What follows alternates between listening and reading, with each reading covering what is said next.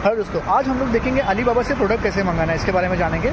इसमें कौन से वेरीफाइड सप्लायर ढूंढना है, साथ में पेमेंट का मेथड कौन सा चूज़ करना है, और जब हम माल को इंडिया में लाए तो कैसे लाना है और कौन से डॉक्यूमेंट्स दिखाने हैं, उसके बारे में हम लोग देखेंगे।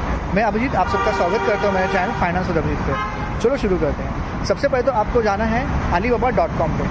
अगर आप प्ले स्टोर से एप्लीकेशन भी डाउनलोड कर सकते हो अलीबाबा का।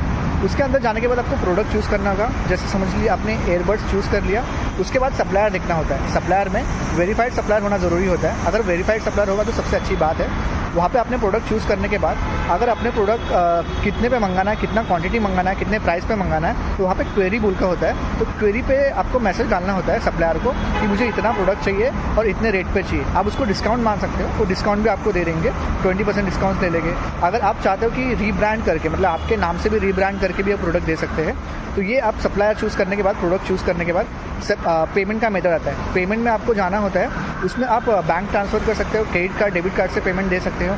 साथ में आप पेपाल यूज़ कर सकते हो, एक पेमेंट प्लेटफॉर्म है, वहाँ से आप पेमेंट कर सकते हो। ये तीनों में से पेमेंट कर सकते हो। ये पेमेंट आप जब करते हो ना, यहाँ पे कैसे ट्रेड अश्योरेंस होता है अलीबाबा का। जब तक प्रोडक्ट आपके यहाँ पे सप्लायर नहीं होता है तब तक वो पेमेंट सप्लायर के पास नहीं जाता है। तो ये ट्रेड अश्योरेंस होता है, तो उसकी चिंता लेने की ज़रूरत नहीं है। आपको मैं बताता हूँ, अगर आपने प्रोडक्ट चूज़ कर लिया, पेमेंट करने के बाद अगर आपको माल इंडिया में लाना है तो सबसे पहले आप चूज़ कर सकते हो कुरियर सर्विस। कुरियर सर्विस के द्वारा अगर आप पेमेंट लाते हो तो आपको बहुत सारा ट्रांसपोर्ट कॉस्ट लेना पड़ेगा। और दूसरा आप एरोप्लेन मतलब एयर सर्विस ले सकते हो। उसमें आप 20 kg से लेकर 30 kg के आसपास आप माल मंगा सकते हो। बट सबसे सस्ता और सबसे अच्छा होता है सी कुरियर। वहाँ पे आपको 30 से 40 डेज़ लगेगा, बट एकदम सस्ते हुए और अच्छे से सिक्योर में आपका माल पहुँच जाएगा।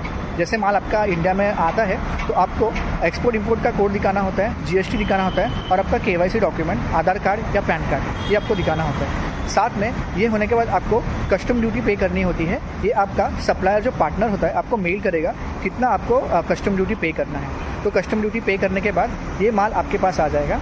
आप इंडिया में आए तो आप कहाँ पे भेज सकते हो उसके बारे में मैं आपको बताऊंगा। सबसे पहले तो आप ऑनलाइन एप्लीकेशन देख सकते हो, जैसे मीशो है, फ्लिपकार्ट है, अमेजॉन है। वहाँ पे जाके आप वहाँ पे अपना प्रोडक्ट डाल सकते हो, या फिर आप अपना एक वेबसाइट बना सकते हैं। वेबसाइट में जाने के बाद अपना एक वेबसाइट बनाने के बाद प्रोडक्ट के बारे में डिटेल्स डाल सकते हो, कितनी प्राइस है, क्या है, ये सब आप अपडेट करने के बाद वो प्रोडक्ट आप बेच सकते हो।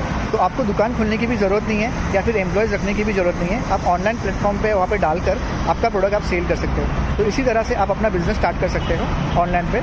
अगर मैं आपका दूसरा पार्ट भी लेके आऊँगा डिटेल में कि ऑनलाइन में कैसे चालू करना होता है, कौन से एप्लीकेशन डाउनलोड करने होते हैं, कौन सा सब कुछ करना होता है, ये सब मैं आपको सेकेंड वीडियो में बताऊँगा। Thank you so much.